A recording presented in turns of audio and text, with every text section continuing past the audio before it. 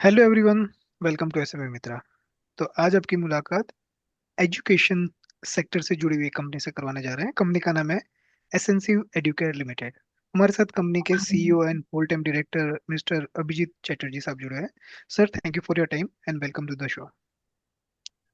Thank you. Thank you for giving me the opportunity to bring my words into public through the platform you have created. Undoubtedly, SME Mitra is a platform where investors and company can join their hand, can shake their hands, and can pass on the information or the vision of a promoter to the public. Thank you for that. या thank you sir. So sir please, सबसे पहले तो ये समझाए कि एसेंसिव Educare इसका business model क्या है सर। कंपनी क्या क्या सर्विसेज, किस टाइप के कोर्सेज, किस टाइप के स्किल डेवलपमेंट प्रोग्राम रन करती है। Ascensive Educare Limited, actually it's not a pure education company. मतलब जो प्योर एजुकेशन मतलब हम लोग एकेडमिक्स की अगर बात करेंगे तो एकेडमिक एजुकेशन में अभी तक एसेंसिव एडुकेयर का बहुत ज्यादा रोल नहीं रहा है। Majorly essensive educare is in capacity building, skill development, entrepreneurship development programme. That means हम लोग क्रिएट कर रहे हैं जॉब मार्केट में जो रिक्वायरमेंट है स्किल्ड मैन पावर की, जो सप्लाई लाइन है, वो सप्लाई लाइन डिमांड को मद्देनजर रखते हुए उस सप्लाई लाइन को हम बिल्डअप करते हैं। इंडस्ट्री कोई भी हो, चाहे वो ऑटोमोटिव हो, टूरिज्म हो या एविएशन हो या ब्यूटी वेलनेस हो, प्लम्बिंग हो, मतलब बहुत सारे इंडस्ट्री और या फिर सेक्टर ऑलरेडी डिफाइन किया गया है भारत सरकार के जो ministry of skill development and entrepreneurship है उनके द्वारा। ऐसे 38 सेक्टर को डिफाइन किया गया है। उस सेक्टर में से हम लोग ऐसे 15 सेक्टर में हम लोग काम करते हैं, जिसमें हेल्थ केयर भी है, जिसमें ऑटोमोटिव है, इलेक्ट्रॉनिक्स है, टूरिज्म एंड हॉस्पिटलिटी हमारे काफी फोकस सेक्टर में है, फूड फूड प्रोसेसिंग हमारे फोकस सेक्टर में है, लेदर, प्लम्बिंग, रबर। तो ये सब सेक्टर में जो इंडस्ट्री को मैन पावर की जरूरत होती है, लॉजिस्टिक एक सेक्टर है जहां पे हम काफी काम कर रहे हैं। वो स्किल्ड मैन पावर हम लोग रॉ मटेरियल मतलब एकदम मार्केट से अनस्किल्ड को उठा के उसको ट्रेन करके और उसको काम करने लायक बना के इंडस्ट्री को परोसते हैं। और उसके साथ साथ हम लोग इंडस्ट्री के तरफ से जो पेन एरिया है, जैसे कि फाइंडिंग राइट कैंडिडेट्स, दूसरा उनका पेरोल मैनेज करना, रिप्लेसमेंट करना, एट्रिशन मैनेज करना, तो एक तरफ का वो भी हम लोग काफी कुछ बड़े कंपनीज के लिए मैनेज कर रहे हैं इन दिनों।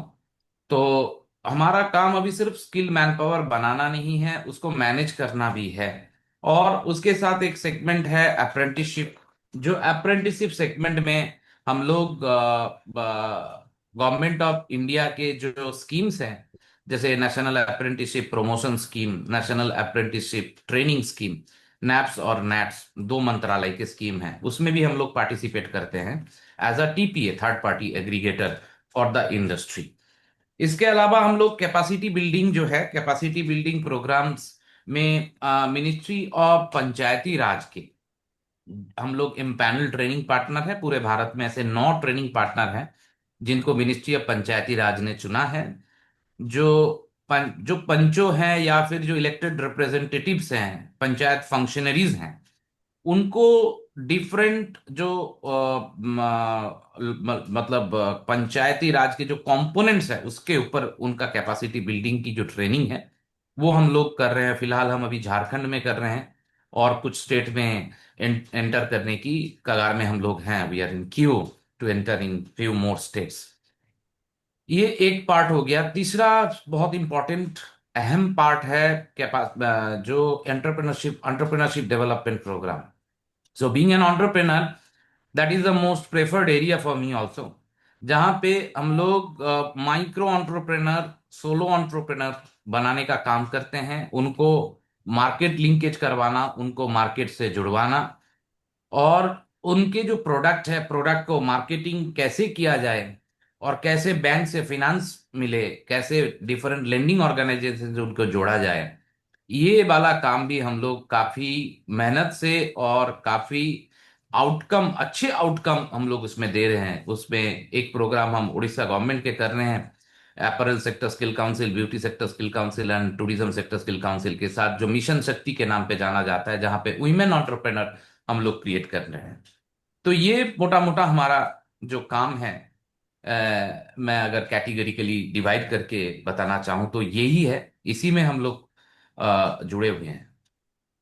बिल्कुल सर, बहुत ही उम्दा काम आप कर रहे हैं। थोड़ा सा और समझने का ट्राई करता हूँ। जैसे कि सपोज मैं एक मतलब कॉलेज पास आउट हूँ, और मुझे अगर कोई इंडस्ट्री में जॉब लेनी है, तो मुझे आपके प्रोग्राम के बारे में कैसे पता चलेगा? मैं कैसे आपके प्रोग्राम में एनरोल होऊंगा? और वहां से लेके मेरी जॉब तक की जर्नी, अगर आप कुछ बता पाए। सर ऐसा है कि ये जो भी प्रोग्राम है, ये प्रोग्राम का पहले फंडिंग जो पैटर्न है, ये मैं पहले आपको समझाता हूँ। श्योर। उसके बाद कहाँ से कैंडिडेट्स हम मोबिलाइज करते हैं, और कैसे एक फ्रेशर कैंडिडेट जो कॉलेज पास आउट है या फिर स्कूल ड्रॉप आउट है या फिर राइट। कॉलेज ड्रॉप आउट है, उसको कैसे हम लोग एनरोल करते हैं। ये फंडिंग पैटर्न जो है, इसकी हम तीन कैटेगरी में डिवाइड कर सकते हैं। पहला कैटेगरी ये है government funded programs. Government funded program में सेंट्रल एंड स्टेट गवर्नमेंट दोनों ही फंड करते हैं, उनके वेरियस स्कीम्स हैं। स्टेट गवर्नमेंट में तीन चार मिनिस्ट्रीज हैं जो डायरेक्टली फंड करते हैं, और सॉरी, सेंट्रल गवर्नमेंट में, स्टेट गवर्नमेंट में वेरियस डिपार्टमेंट्स हैं जिनके कुछ सोशल टारगेट्स रहते हैं। जैसे कि पिछड़ा वर्ग जो है, SC ST OBC, इनके कुछ स्कीम है, जैसे PM अजय एक स्कीम हो गया। तो वहां पे क्या होता है कि स्टेट जो SCAs होते हैं, उनको ये टारगेट होते हैं कि उनको ये कैपेसिटी बिल्डिंग या फिर ट्रेनिंग करवानी पड़ती है, उनके जो रेस्पेक्टिव लाइन डिपार्टमेंट है उनको। सेंट्रल मिनिस्ट्री में मिनिस्ट्री ऑफ स्किल डेवलपमेंट की जो फ्लैगशिप प्रोग्राम है प्रधानमंत्री कौशल विकास योजना, वो डायरेक्टली फंडिंग करते हैं और थ्रू NSDC वो प्रोग्राम इंप्लीमेंट होती है। Apart from that, central ministry like ministry of minority affairs, ministry of tourism, सबके अपना अपना प्रोग्राम है, जो as a PIA, project implementation agency के तहत हम लोग जुड़ते हैं उनके साथ। मिनिस्ट्री ऑफ रूरल डेवलपमेंट में भी दीनदयाल उपाध्याय ग्रामीण कौशल विकास योजना है, जहां पे एज अ PIA हम लोग जुड़ते हैं।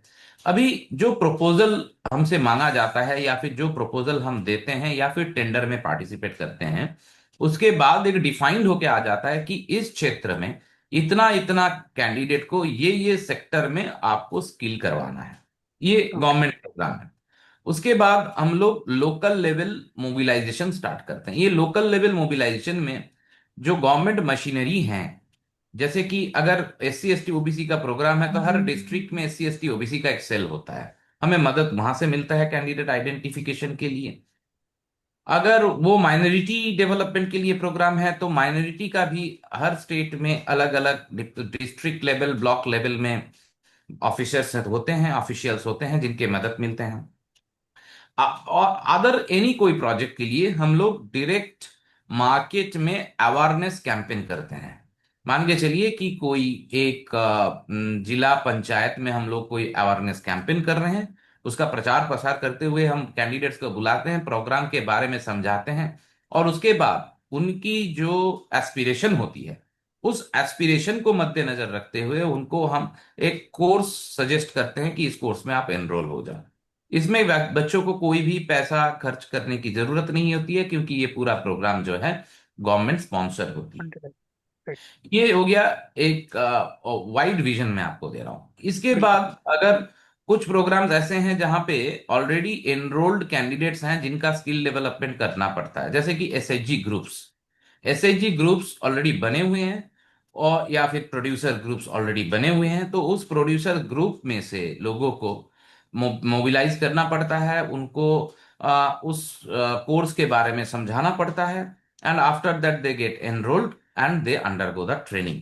ये गवर्नमेंट मॉडल में हो। दूसरा मॉडल है CSR मॉडल, जहां पे बिग कॉरपोरेट्स फंड करती है कोई एक पर्टिकुलर जोन में इतने कैंडिडेट्स को रोजगार दिलवाने का स्कीम, जहां पे ट्रेन करके उनको रोजगार दिलवाना पड़ता है। हर स्कीम में ही रोजगार दिलवाना पड़ता है। आउटकम जो है फाइनल, वो है प्लेसमेंट या फिर सेल्फ एम्प्लॉयमेंट। और तीसरा स्कीम है RTD model, recruit train and deploy. इसमें ज्यादातर जो इंडस्ट्री को मैन पावर की रिक्वायरमेंट होती है वो हमें अपने रिक्वायरमेंट देते हैं, और जो ट्रेनिंग का कॉस्ट है वो कॉस्ट वो बियर करते हैं। और जब हम कैंडिडेट को सक्सेसफुली उनकी कंपनी में प्लेस करते हैं तब वो कॉस्ट हमें मिलती है। तो ये और एक मॉडल हो गया जिसमें हम लोग एक पर्टिकुलर सेक्टर में, जो टूरिज्म एंड हॉस्पिटैलिटी सेक्टर है, उस सेक्टर में ऑलरेडी हम top training partner in pan India में आरटीडी प्रोग्राम के तहत हमें स्वीकृति भी मिली है tourism and hospitality sector skill council से। और बाकी सेक्टर में भी हम लोग ये आरटीडी मॉडल इंप्लीमेंट करते हैं depending on the requirement from the industry. Apart from that we provide manpower to logistics है ह्यूज। जैसे हमारे कुछ क्लाइंट में से बिग लॉजिस्टिक्स कंपनी जैसे डिलीवरी हैं, फ्लिपकार्ट हैं, ब्लू डार्ट हैं, इनको भी हम मैन पावर प्रोवाइड करते हैं और इनका मैन पावर मैनेजमेंट का काम करते हैं। उसमें भी हमारे रेवेन्यू एक शेयरिंग होता है। एक रेवेन्यू उसमें फिक्स होता है depending on the nature of man power, तो उससे हम रेवेन्यू अर्न करते हैं। ग्रेट सर, गॉट मतलब इट सर। काफी सही वे है कि कैसे आप अलग अलग पैरामीटर्स में एम्प्लॉय सेलेक्ट करते हैं, उनकी ट्रेनिंग देते हैं। तो सर आपका आईपीओज में अभी लाइक 3.5 years हो गए, तो आपकी जर्नी कैसी रही from private to public? Employ motivation कैसा रहा पब्लिक में? कुछ शेयर करेंगे आपकी पब्लिक लाइफ जर्नी? ये पब्लिक लाइफ जो जर्नी है इसमें सबसे ज्यादा जो असर पड़ा है वो है एक ट्रस्ट फैक्टर। जो अपनी कंपनी जो एसएमई कैटेगरी में एक छोटी सी कंपनी, एक छोटी सी इशू लाके बॉम्बे स्टॉक एक्सचेंज में हमने एंटर किया एज अ पब्लिक एंटरप्राइज, उसके बाद जो लोगों का जो भरोसा है, विश्वास है, जो ऑफिशियल्स के जो भरोसे हैं वेरियस डिपार्टमेंट्स में या फिर मिनिस्ट्री में, जो नजरिया है कंपनी को देखने का, उसमें कुछ बदलाव आया है और ये उनको समझ में आया है कि नहीं, ये organisation is a compliant organisation. So ये एक फर्क पड़ा है। कि दूसरा ये है कि अपना जिस पीरियड में हम पब्लिक आए थे वो पीरियड हमारा बहुत स्ट्रगलिंग पीरियड था, क्योंकि जस्ट कोविड, मतलब तभी भी कोविड का तीसरा जो पड़ाव है, जो थर्ड वेव है कोविड का चल रहा था, उसी पीरियड में हम इसको लिस्टिंग करवाए थे। एंड दैट टाइम हमारे पास काफी कैपिटल का स्कार्सिटी था, कैपिटल काफी, बिजनेस एक्सपैंड नहीं कर पा रहे थे। But after getting the capital from market, जो बिजनेस एक्सपेंशन के लिए कैपिटल की जो जरूरत थी वो पूरी हुई और उसको हमने इन्वेस्ट किया। And that investment actually give return. जहां पे हमारा जो ईयर ऑन ईयर ग्रोथ जो पहले अराउंड 25 to 30% का हम लोगों का ग्रोथ था, वो हम लास्ट ईयर ब्रेक कर चुके हैं। लगभग 80% का सीएजीआर हम अचीव कर चुके हैं और hopefully this year that record will also be broken CAGR के मामले में ईयर ऑन ईयर बेसिस में। So that is fantastic fabulous journey as a public enterprise in terms of confidence of market, in terms of availability of working capital, yeah, fund, and in terms of confidence of the team members or the employees on the brand. That actually is a that brought a dramatic change into us, ये मैं कहना चाहूंगा। और इसके लिए मैं धन्यवाद देना चाहूंगा जो हमारे रेगुलेटरी बॉडी हैं, जिस तरीके से एसएमईज को चांस दिया है अपने आप को प्रूव करने के लिए। I am really thankful to that those regulatory bodies and government policy makers. Great sir. तो सर जैसे लास्ट ईयर आपका काफी अच्छा रियल था, यू कैन से कि लाइक बेस्ट टिल डेट थी। तो गोइंग फॉरवर्ड भी सर आप ट्रेंड क्या देखते हैं? मतलब this year also last year से बेटर रियल की एक्सपेक्टेशन है, मतलब या ग्रोथ ट्रेंड वैसा ही लग रहा है आपको? We have already crossed the last years जो एक्सपेक्टेशन, मतलब लास्ट ईयर का जो हमारा टॉप लाइन था, हम्म। जो in terms of procurement of business और जिस तरीके से चल रहा है वो तो हम क्रॉस कर ही चुके हैं अभी तक। मतलब एक क्वार्टर, जस्ट दो, मतलब 5 months रनिंग है इस फाइनेंशियल ईयर में। तो जो हम्म। प्रोजेक्शन हमें मिल रहे हैं टीम से, तो that we have already crossed and now we are aiming higher growth. At least 200 CAGR का ग्रोथ हम लोग एक्सपेक्ट कर रहे हैं, कोशिश कर रहे हैं टू ब्रिंग। तो उसी के लिए काम कर रहे हैं अभी। और सर जैसे आपके ऑर्डर के अंदर आप गवर्नमेंट से वेरियस टेंडर में पार्टिसिपेट करते हैं, तो अभी आपके जो विनिंग टेंडर की साइज क्या होगी और इन लाइन टेंडर की क्या साइज होंगी जिसमें आप एक्टिवली पार्टिसिपेट कर रहे हैं? देखिए, मैंने आपको दो बिजनेस का कहा, एक तो गवर्नमेंट टेंडर है, हम्म दूसरा है जो हम लोग डायरेक्टली इंडस्ट्री के साथ काम करते हैं। हम्म यस तो सर। पहले मैं इंडस्ट्री वाला पार्ट मैं आपको बताता हूँ। इंडस्ट्री वाला पार्ट में लास्ट ईयर हमने जो इंडस्ट्री के साथ काम किया है, already our order order book is triple, 3 गुना हो गई है लास्ट ईयर के हिसाब से। दूसरा ये है कि गवर्नमेंट टेंडर में से जो हम कुछ काम कर रहे थे last year, this year also we have recently got work order from Orissa government, जहाँ पे हम लोग पहले 63 स्कूल में वोकेशनल ट्रेनिंग के लिए हम लोग जिम्मेवार थे। Now the school number is around 240, so almost 4 गुना है। Next, we have got work order from Mission Shakti through Tourism and Hospitality Sector Skill Council, जिसमें भी काफी अच्छा वर्क और वॉल्यूम जो है वो आया है। कुल मिला के हमारे जो ऑर्डर बुक है, that already crossed 100 share total for this year. And और अभी इसका एग्जीक्यूशन कितना कर पाएंगे, बिलिंग में कितना तब्दील कर पाएंगे, ये हमारे मेहनत का ऊपर डिपेंड करेगा, ये हमारे स्ट्रेटेजी के ऊपर डिपेंड करेगा, क्योंकि काफी टाइम बचे हुए हैं हमारे पास और काफी काम आना भी है। जैसे कि ministry of skill development and entrepreneurship से इस साल अभी तक किसी को कोई ऑर्डर इशू नहीं हुआ है, तो उनके भी बजट है जिसमें आने वाले टाइम में सितंबर के बाद शायद वर्क ऑर्डर्स आए और उसमें भी काफी अच्छा ग्रोथ दिखे।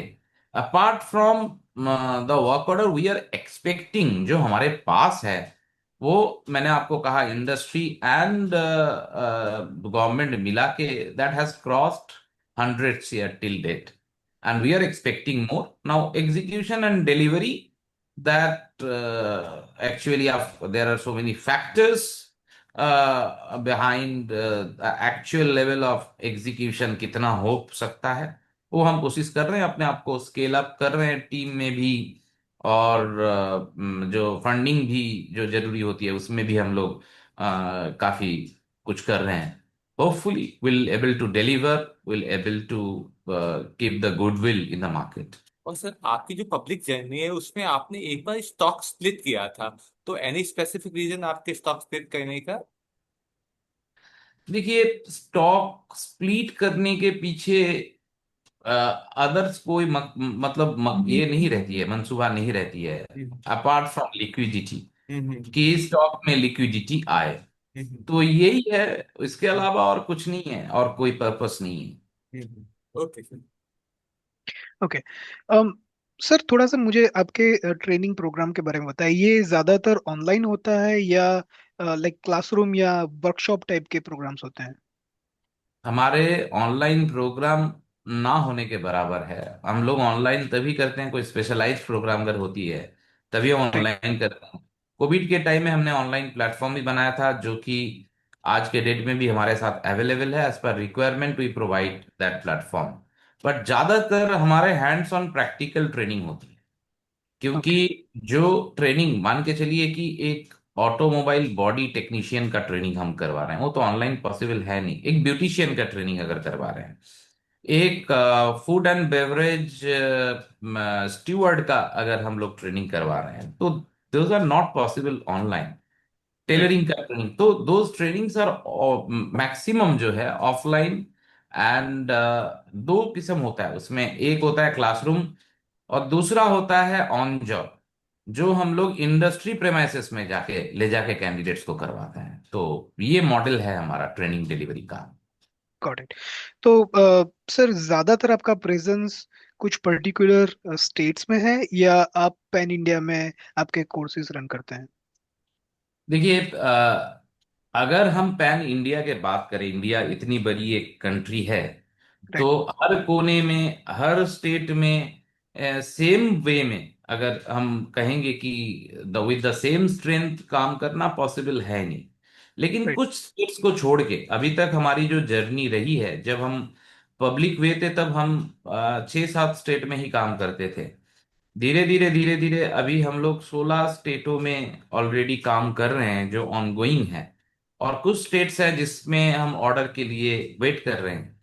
तो 4 या 5 स्टेट को छोड़ के हर स्टेट में ही हमारे जो एक्टिविटीज हैं, बिजनेस डेवलपमेंट एक्टिविटीज, वो चल रही है। और होपफुली आने वाले सालों में हम लोग जितने भी स्टेट्स हैं, हर स्टेट में हम लोग काम करने के लिए काबिल बन जाएंगे। ओके सर, तेरा थोड़ा सा ट्रेनर पॉइंट ऑफ व्यू से बताए तो आपके जितने भी ट्रेनर्स हैं वो आपके पेरोल पे होते हैं या कुछ कॉन्ट्रैक्ट या ट्रेनिंग बेस्ड ट्रेनर्स होते हैं जो एज अ कॉन्ट्रैक्टर या फ्रीलांसर काम करते हैं? ये डिपेंड करता है। कैसे कि जैसे कि जो हम लोग एनएसक्यूएफ ओरिएंटेड कोर्सेज करवाते हैं, उसमें एक ट्रेनर का क्राइटेरिया होता है, और बैच में वो ट्रेनर को एनरोल करवाना पड़ता है, उसका अटेंडेंस भी लगता है। तो वहां पे वो full time on roll trainers होते हैं। और कुछ ट्रेनिंग स्पेशलाइज्ड होते हैं, जैसे कि अभी पंचायती राज का बात हम कर रहे थे। पंचायती राज में जो ट्रेनिंग होती है उसकी कॉस्टिंग, जो ट्रेनर की कॉस्ट है वो बहुत हाई है। पर डे बेसिस में पेमेंट करना पड़ता है उनको। उनको हम ऑन रोल रख भी नहीं सकते हैं, क्योंकि उनको ऑन रोल रखते हुए हम काम नहीं दे पाएंगे उतना। एक जिला में अगर एक बार ट्रेनिंग हुआ तो उस जिला में कब फिर से ट्रेनिंग होगा कोई पता नहीं है। तो दूसरे जिला में होगा, तो इसके लिए वो हम जो फ्रीलांसर्स होते हैं या फिर जो क्वालिफाइड ट्रेनर्स होते हैं जो पर डे या पर क्लास बेसिस में काम करते हैं, पर सेशन बेसिस में क्लास करते हैं, उनको हायर कर लेते हैं। सर, आप डे टू डे ऑपरेशंस में क्या क्या चैलेंजेस फेस करते हैं उसके बारे में थोड़ा सा समझाएं। देखिए, गवर्नमेंट सेक्टर में एक सबसे बड़ा चैलेंज ये है कि जो टाइमली पेमेंट वो नहीं आती है, डिले होती है पेमेंट में। तो ये जब पेमेंट में डिले होती है तो कैश फ्लो की इशू होती है, तो हमें क्या करना पड़ता है, फंडिंग हमेशा तैयार रखना पड़ता है, क्योंकि the show must go on. आप राइट। उसको रोक नहीं सकते हैं। तो ये एक चैलेंज है गवर्नमेंट सेक्टर में, टाइमली पेमेंट ना आना। इसके काफी टाइम कभी कभी ऐसा होता है कि सब जगह स्टक हो जाती है, because so many policies are there depending on the cash flow through government system comes। तो ये एक चैलेंज है। दूसरा एक फॉर्म और एक चैलेंज है, वो है कि आज के डेट में जो कैंडिडेट्स हैं उनको तो पता है स्किल डेवलपमेंट कितनी जरूरी है। और धीरे धीरे कंप्यूटर ट्रेनिंग से स्किल डेवलपमेंट ट्रेनिंग की एस्पिरेशन जो है वो भी बढ़ रहे हैं।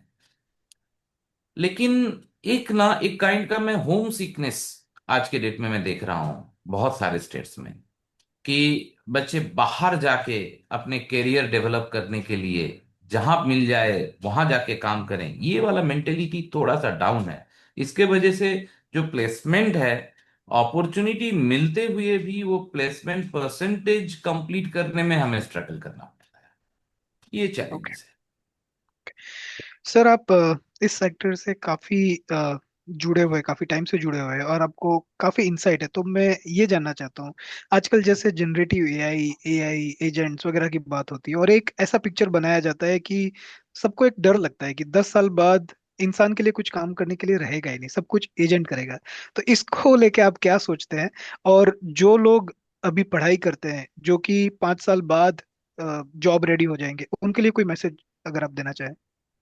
देखिए, ह्यूमन इंटेलिजेंस का काम हमेशा ह्यूमन इंटेलिजेंस ही कर पाएगी, क्योंकि ह्यूमन इंटेलिजेंस में सिर्फ और सिर्फ लॉजिक नहीं जुड़ी होती है, एक इमोशन भी जुड़ी होती है, जो एआई के तहत अवेलेबल नहीं हो सकता है। तो when we talk about human intelligence या फिर ह्यूमन लेबर मार्केट, उसमें 4-5 कंपोनेंट है। पहला कंपोनेंट है इंटेलिजेंस, दूसरा है उसका इफेक्टिवनेस, तीसरा है उसका इमोशनल कोसेंट। मेरे को नहीं लगता है कि कभी भी एआई ये सारे चीजों को बैलेंस कर पाएगी। और दूसरा ये है कि कुछ काम जो है मशीन से कभी नहीं होती है, जैसे कि नर्स का काम कभी कोई मशीन नहीं कर सकती, क्योंकि उसमें ये सारे चीज जुड़े होते हैं।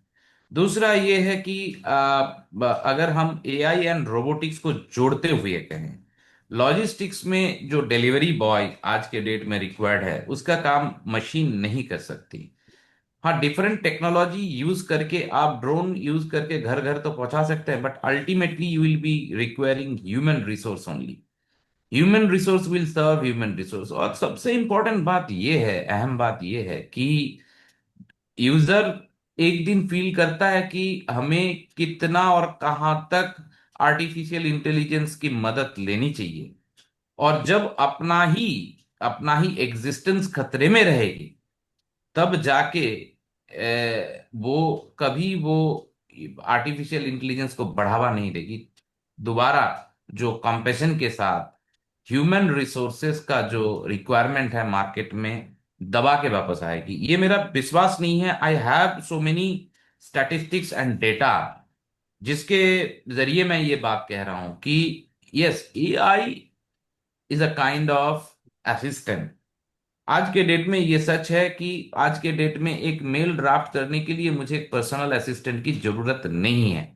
तो वो वाला काम मेरा पर्सनल असिस्टेंट को नहीं करना पड़ रहा है, but my what my personal assistant is doing, he is doing another work जिसमें वो और एक्सेल कर रहा है, जिसमें उसका और कैरियर ग्रोथ हो रहा है। ये मैं अपने ही एक एग्जांपल दे रहा हूं। पहले मेरा मेल मैं पर्सनल असिस्टेंट को डिक्टेट करता था, वो ड्राफ्ट करते थे और मेरे को बना के देते थे। आज के डेट में that is being drafted bye AI may be, but my personal assistant is now engage in somewhere in data management, जो उसको अपनी पर्सनल ग्रोथ दे रही है, राइट। मतलब अपने करियर में। तो आपको एआई को डर के हिसाब से लेना है या लैडर के हिसाब से यूज करना है, ये तो आपको तय करना है, क्योंकि जादृशी भावनार्जस्य सिद्धिर्भवति तादृश। बहुत ही बढ़िया सर। अम, सर, इंटरव्यू कंक्लूड करें उससे पहले आखिरी सवाल। आप एग्जिस्टिंग शेयर होल्डर्स के लिए क्या विजन, क्या मैसेज देना चाहते हैं? जुड़े रहिए और भरोसा रखिए, सिर्फ मेरे बातों पे नहीं, मेरे कामों पे, डेटा पे, और फ्यूचर मार्केट को एनालिसिस करते हुए और एसेंसिव के साथ जुड़िए, क्योंकि एसेंसिव एजुकेयर लिमिटेड ऐसे क्षेत्र में काम करती है जिसका अभी यूटिलाइजेशन अगर हम कहें तो ओनली 10% यूटिलाइजेशन अभी तक हो पाई है। बाकी 90% यूटिलाइजेशन होना बाकी है, क्योंकि कोरिया में 97% पीपल आर स्किल्ड, जर्मनी में 80% पीपल आर स्किल्ड, इंडिया में अभी भी 10% हम लोग क्रॉस नहीं कर पाए इन terms of skilled man power. तो जर्नी, मतलब हमेशा जब होगा तो अच्छा ही होगा, अगर अच्छा नहीं है तो वो अंत नहीं है। तो तब सोच लेना, पिक्चर अभी बाकी है मेरे दोस्त, अभी बाकी है। Thank you very much sir, एक पॉजिटिविटी का बूस्टर डोज देने के लिए। So thank you for your time and sharing details about your company. Thank you sir. Thank you for giving me the opportunity. I am a very bad speaker, but आपने, आपसे जब बात किया और सफू जी से जब भी मैंने बात किया, तब मैंने एक अंदर से, मतलब मेरे को लग नहीं रहा है कि कहीं पे इंटरव्यू हो रहा है। मेरे को लग रहा है कि तीन दोस्त मिलके बात कर रहे हैं और मन की बात कर रहे हैं। Thank you for that thank you platform. Very thank much. You. Thank you.